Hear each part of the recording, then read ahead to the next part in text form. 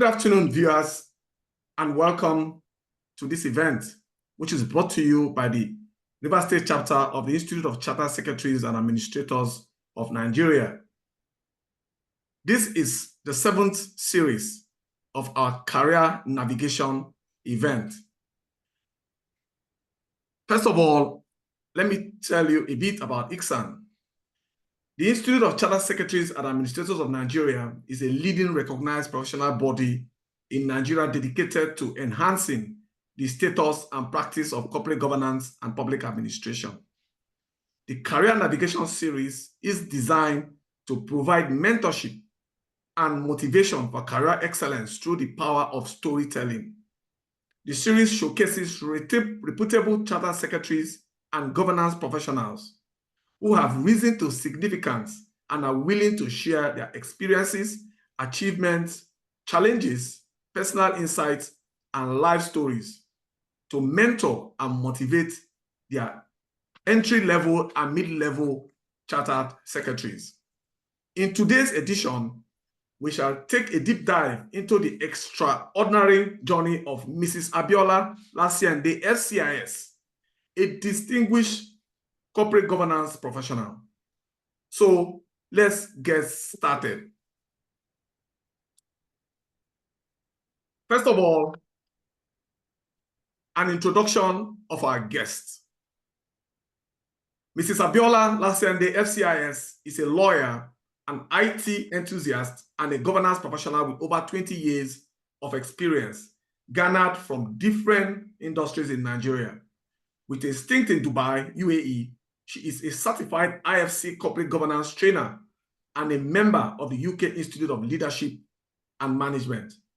She's the CEO of Ednacell Consulting, a firm offering unique corporate services to clients within different sectors. She is the founder of the CLO Club Africa, the convener of the CLO Awards Africa, and the Ladies in Tech Network.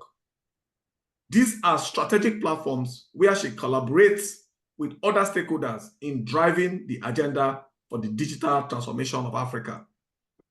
She sits on several boards, including SIB Insurance Brokers, the Beer Sectorial Group of the Manufacturing Association of Nigeria, and as the chairman of Nokash, a fintech company. She is a member of the Governing Council of the Institute of Chartered Secretaries and Administrators of Nigeria, a member, honorary secretary of the Young Directors Forum of the IOD, a member of the Chartered Institute of Arbitrators UK, and a Strap and Safe Child Foundation director. She was the past chair of ICSAN Lagos State Chapter. Abiola was the Group General Counsel, Company Secretary, Head of Corporate Services of PZ Cussons Africa. She was also the Executive Secretary of PZ Cussons Foundation. Previously, she was the Legal Counsel, West Africa, Deputy Company Secretary of Cadbury Nigeria PLC, and Cadbury Ghana, members of the Mondelez Group of Companies, and a Senior Trust Executive at UBA Trustees. Our dear viewers, permit me to welcome Mrs. Abiola Laseinde FCIS. Good afternoon, Madam.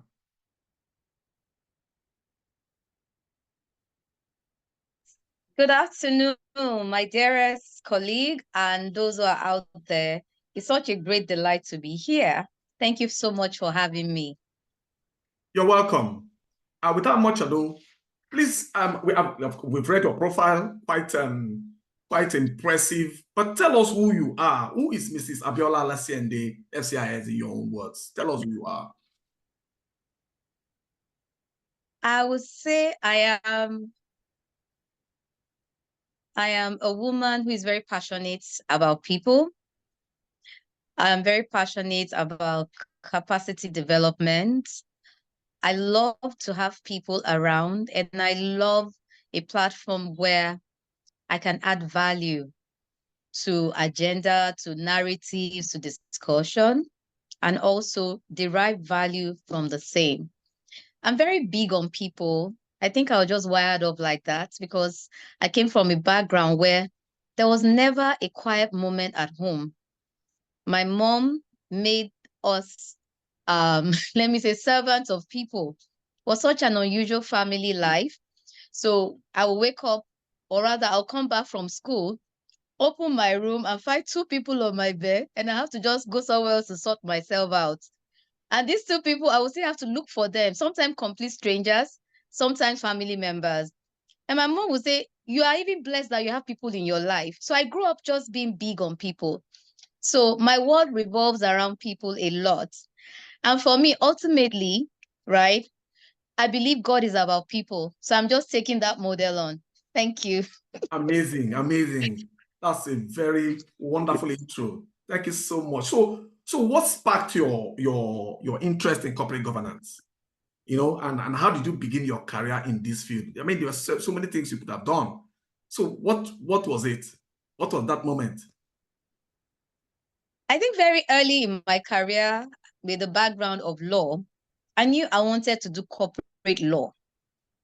I had this clarity around rising through the ranks and files of any organization, owning the conversation and becoming a great influencer of the kind of impact that an organization should have. So I was very clear on that early in career. So I took my 10th to delving into corporate law practice, commercial law, and looking for employment with organizations.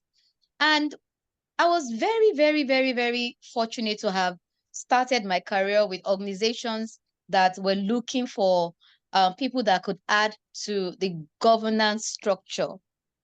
So I picked up such because I was hungry.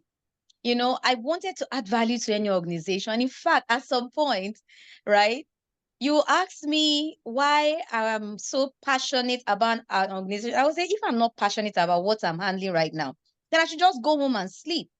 So I get into any organization, and in my head, it's like PZ Cousin PLC is actually Abiola Laseinde PLC, right? So I act like the owner of the company, right? So anything that will add to the sustainability, to the development, to the growth of that company is something I wake up and I live for.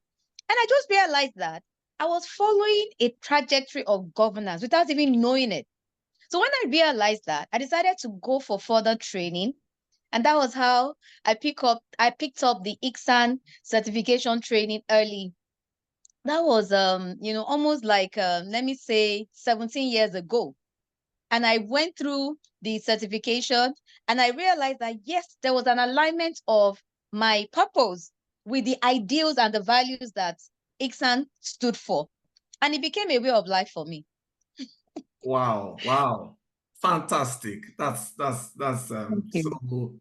so inspiring, you know. So but I don't think it cannot be all that rosy, right? So I mean, share with us what are the most significant challenges you have faced in your career, and how did you overcome them? Because I don't think it's all that smooth all the way. I mean, come on, talk to us.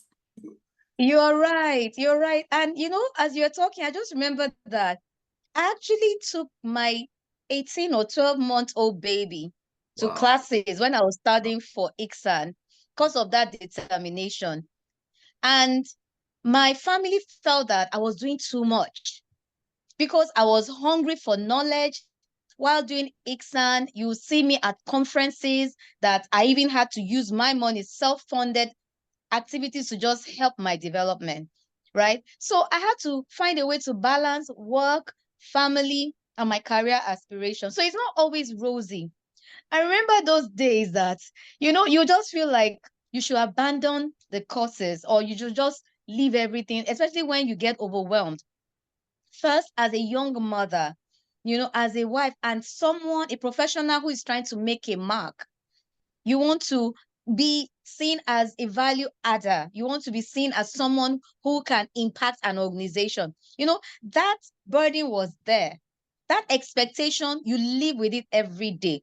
So it was not always rosy. I was fortunate to have passed my exams, so I can't say that was a downtime. But I remember that going through the tutorials, taking a baby to classes every weekend, and then trying to just meet up with those who had absolutely nothing, no such encumbrances, was not easy.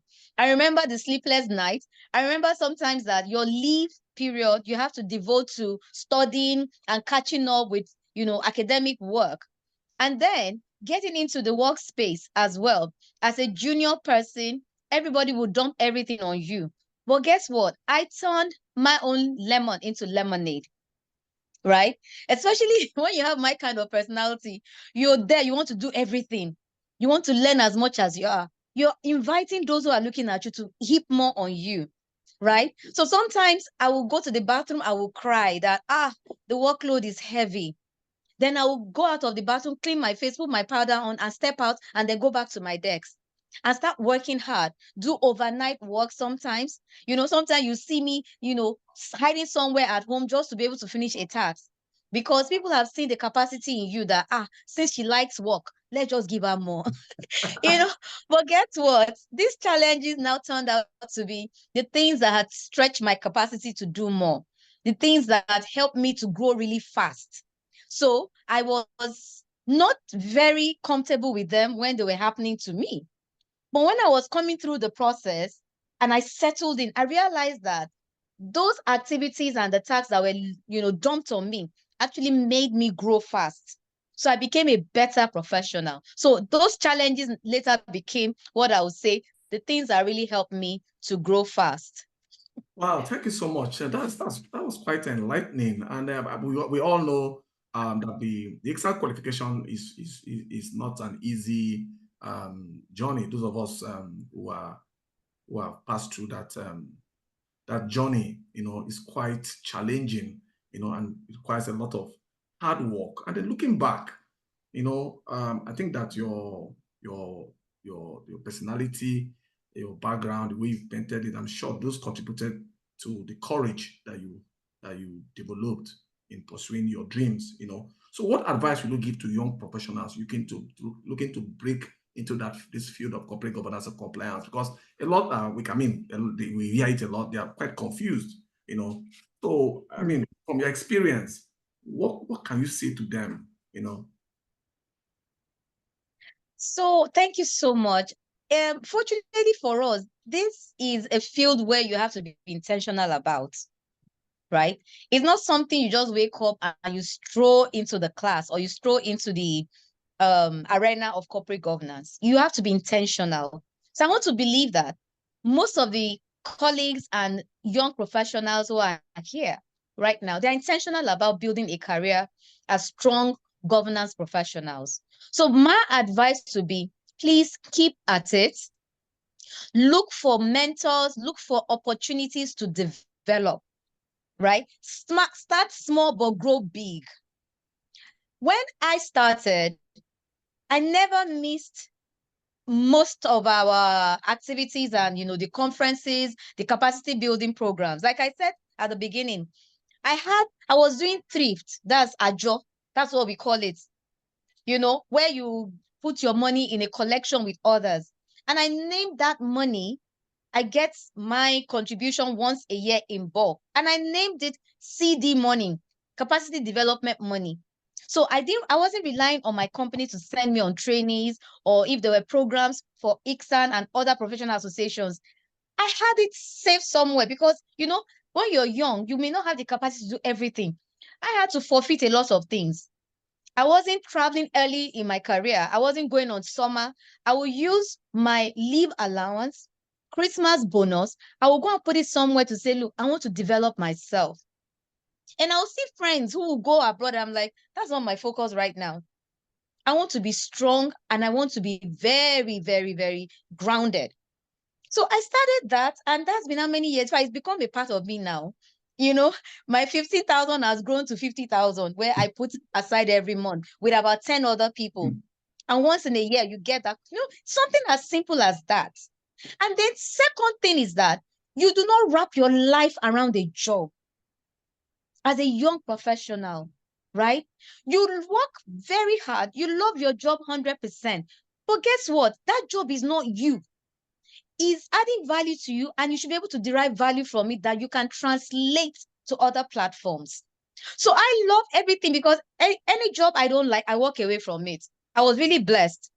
There was no time I was at home jobless, to the glory of God. So I would do activities, or I would be on a job where I'm enjoying, but at the same time, I take my leave days, to go for conferences and capacity building events. Some of us say, no, me use my leave day to go and do ICSAN events. It's not possible. But because I could see into the future, I wanted to be somewhere where I can be a heavy influencer and where I'm also deriving value from whatever I got myself involved with. So that is one thing. Please, young professionals, don't wrap your life around a job. Don't be there Monday to Sunday and you don't have a life to grow. You don't have the time to network and meet people who would influence you, who would add value to you, who you can learn from. ICSAN, I can't write the history of my life without ICSAN. ICSAN gave me in my early days, gave me the platform to be able to express myself, to be able to teach. I remember one of my first few travels in life was going to Dubai to go and facilitate a training for ICSAN. Some of us have had that privilege where ICSAN would take us to Canada. So I started developing myself to be a facilitator, to be a faculty member. So I had to be grounded in what I was going to give back. So that's my second advice. Then number 3, you can't afford to do life alone. Look for mentors. Look for people who have gone ahead of you. Stand on the shoulders of giants. Don't make all the mistakes. I was very privileged that, the people that I mingled with my early, especially in ICSAN, right? They saw value in keeping me as their younger sister, their mentee, their protege, someone that they could just say, Abiola, go and represent me somewhere here. I enjoy that privilege and I'm paying it forward now. I give opportunities to those who are saying, we like what you do. Can we work with you? And I'm like, I have to pay it forward. I have to keep giving back because I've enjoyed the same privileges. So those 3 advice, please don't wrap your life around a job. Seek knowledge. Use your own money. Don't wait for your company. Use your own resources to develop yourself. And please build your network. Look for those who have gone ahead. Look for those who are upcoming. So as you are stretching forward, you are also pulling somebody up. Bring them up. Thank you. Amazing. That's just wonderful. I'm sure Thank you. this will sound like the light at the end of the tunnel for a lot of struggling young professionals. Let's quickly talk about corporate governance. A lot has happened in that field. A lot has changed. A lot is also is going to happen. So let's talk about how it has evolved. And what trends do you see? With all the technologies and all that. What trend do you see? What has happened in the field of corporate governance in the last 10 years? And what do you see happening? Is this something where and people or professionals should still be wrapping their heads around, or should start moving away from? Thank you so much. The subject of corporate governance is so dynamic. You can decide on the camp or on the side you want to camp at, rather. You can decide on because it's so dynamic. It's a culture of, it's a process of acculturation. That's how I see governance. It's either it's in your DNA or it's not. It's not a box ticking event or a box ticking agenda. So if you are a corporate governance professional, it will be a cultural thing for you. That's the way I explain corporate governance. Let me shock you. So I started my business, Ednisal, in the year of COVID, because my life turned around in COVID. It's one of my biggest years where I had my breakthrough on my journey into a foray into technology ecosystem. So when I incorporated Ednisal, I insisted that we must have a management board. And my friends and family were like, you want to start spending money for a company you've not even started making money. For me, it was natural. I wasn't thinking of money. I was just thinking of what I have enjoyed working with companies that governance principles were entrenched. Sure. So I invited board members who had shares, who were management, board members. Then the second thing that happened was that I invited audit firms to come and pitch because I wanted a proper audit for a small company that, I was just trying to find my feet. Came out of paid employment because I wanted to give back. I wanted to, just express myself in another dimension. And my friends were laughing that in Yoruba, your own is too much. For me, I'm like, is that not what everybody does? Do we have SMEs who don't have, management board, who don't have external auditors to help them with their finances from day one? And they were like, no, Biola, this company is your own. Run it first. Then later, I'm like, no. For me, it was sounding strange that you will start a company and you will be thinking of incorporating governance later. In my company, we've had our board evaluation. It's just 4 years old. And it's a limited liability company. I don't have to be a PLC because it is in my DNA. So governance is what you carry and you exude. So for me, governance is going to go on another level with the introduction of AI technology and the dimension of, digital acceleration that we're seeing now. So we all need to find a middle point where we're infusing digital transformation with governance, right? After we've established the fact that governance is, if it was forever, technology cannot erode or erase governance. What we'll be doing is technology governance. How do we entrench privacy, data governance? How do we ensure that we are leveraging technology to enhance our governance values? So for me, every professional should be peeping into the future and taking a cue from it to develop themselves now, because governance is for life. It's not going to be eroded by technology. Just like technology will not take our space. The people that technology will take their space are people who cannot leverage technology as a tool. So for me, my biggest concern is that we're doing governance and we're not looking at the future of governance. How do we future-proof our governance systems? Whatever we interpret as our governance, like the way I interpreted it now, for you, it lives in my heart. I can't imagine a world without governance. That's why a baby company, so to speak, will go all out like I did. I didn't think it was something that I should be thinking of. For me, it was natural. Now, where I am now is, how do I leverage whatever evolution around technology to enhance my governance practices?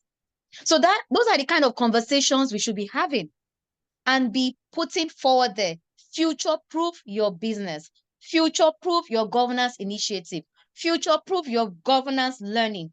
Make sure that in 2, 3, 4, 5 years, what you have as governance, what you know as governance, what you use as governance are still relevant.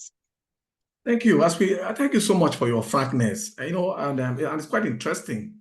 As we wrap this up, I just wanted to know what personal qualities or values do you believe are essential for success, in corporate governance? What are those things that it could be soft, could be hard, could be, what are those personal qualities that everyone out there, what has made you successful? What has made it successful? So people can tap from it. Please, I'm still work in progress. I've not gotten to my destination. So I believe that for me, what has worked on this journey, still a journey for me, is my hunger and my thirst for personal and professional development. I think I've demonstrated that every year I ask myself, wait, Abiola, what have you added to you? What have you done for yourself? Apart from buying ashrebi and new laces and new wigs, what exactly have you added to yourself? And I look at the woman in the mirror and I'm evaluating myself first. And I'm thinking, you can't give from an empty barrel. So I look at the ecosystem I serve and I'm like, look, you can't give to this ecosystem effectively if you're empty. So I'm very big on personal and professional development. In fact, my kids have suffered for it very early in their, as they're growing up, maybe age 5, 6, 7, they went for etiquette training. They went for financial literacy. Every holiday is like, there must be something you're adding. I didn't even know. My son is in university now. He's calling me to thank me that they gave them an essay where he had to grow back into his earlier years. And he realized that mommy kept pushing. They didn't like me then. I kept pushing. They did not like me because there was no usual holiday in my house. You cannot be in my house and have a usual holiday. No, you must be doing something. You must be learning something, or you're working. So I believe in that. I believe in hard work, but I believe more in smart work. And that is I'm tying this to what I said earlier. You don't wrap your life around a job. You love your job 100%, but hey, what else are you doing with yourself? Are you out there networking? Are you out there adding value to yourself? Are you out there doing something extra that will help you enhance your value, your image, your reputation, right? And then for me, integrity. Be true to yourself. Be a woman, a man of your word. When you make a commitment, please stick to it. That's why I said I took my leave days to be somewhere where I made a commitment first to myself. And then when I get called to do something, I take my leave day so that I don't have to lie and start looking behind me if my employer found me somewhere. Because I did that once and I never went back to that scenario again. I gave an excuse at work, and then I went out to go and do media work. Went to a newspaper house. Of course, the next day my picture was in the newspaper. And my boss did not forgive me. I made an oath that day that, look, instead of trying to cut corner at work because it's a job I loved, I would say, please, can I take casual leave? Can I take 1 day out of my 20 days leave so that I become a woman of my word? So in summary for me, commitment to personal and professional development, smart work in addition to hard work, and integrity. Maybe not that order, but those are the things that have helped me that said, yes, they really helped me on this journey. Again, it's still a journey. Thank you. Thank you very much. Lastly, so that we'll let you go, looking back on your career, what are you most proud of? And then what wisdom or insights will you share with your younger self just starting out? You've come a long way. Like I said, it's still work in progress, but what are you proud of? Wow.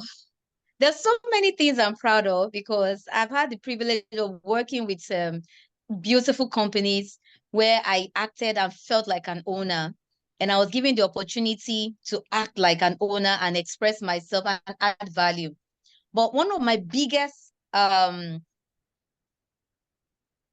achievements, let me put it that way, is being able to start an initiative in Nigeria that is now spreading across Africa, right? I am a lawyer. I was in paid employment, and I had this vision, like to spotlight what I call the technology heroes during COVID. It happened during COVID. I just woke up one day and I was like, who are the guys helping us to navigate this disruptive times seamlessly? Don't they deserve to be recognized? Remember, I said I'm big on people. Don't they deserve to be recognized? Shouldn't we just throw an award party for them? They just, we'll just surprise them. Let's just find a way to bring them into the place and just surprise them and give them laurels and celebrate them all over let the world see the guys who are helping us to go through this challenging time. And I thought that was going to be a one-off because COVID really dealt with us. And I just started talking to a couple of people within my network that, please, I have this idea. I'm not a technology person. And I just feel like we should do this. I felt very strongly about it. Guess what? Some of my friends, after the first edition, because the first edition and subsequent edition have been a resounding success. The first edition had the multinational OEM companies, like Dell, Microsoft, coming to support me because they have never seen anything like that in Nigeria. I didn't even know nothing like that has ever happened. I just felt like it was a one-off. And since then, I haven't been able to go back to paid employment. Now, the key thing here is that my friends who were, my colleagues, company secretary, legal director said, Biola, why are you not organizing awards for company secretaries and legal directors? I said, the inspiration, the vision I had is for technology people. That, if that was where my heart was tilting, I would do it easily. And they looked at me. Some felt it was going to fail. Maybe I'll get tired. But my dear, that was 2020, Nigeria. Now we're in 2024. We're in 11 African countries. Wow. Spotlighting these tech heroes and bringing them, because our long-term vision is that we'll make heroes from Africa and take them to other climes by the grace of God. Wow. Wow. That's in fact, I need to clap. That's amazing. Thank you. Thank you so much. Thank you so much for finding time to talk to us. Hello, my dear viewers, you have been listening to Mrs. Abiola Laseinde FCIS. She's a lawyer, and as you know, an IT enthusiast, and she has been pouring out her heart about her challenges, her highs and her lows, and I believe that we have learned so much from her experience and her exposure and her commitment to the corporate governance profession. So I want to thank you very much for making our time to share insights with us. We truly appreciate you. Truly appreciate this. Thank you for having me. Viewers, watch out for the 8th series of this career navigation event. And as we call it a day, we want to thank you all for viewing and see you again next time. Thank you so much, Madam. Bye-bye. Thank you for having me. Bye. Bye.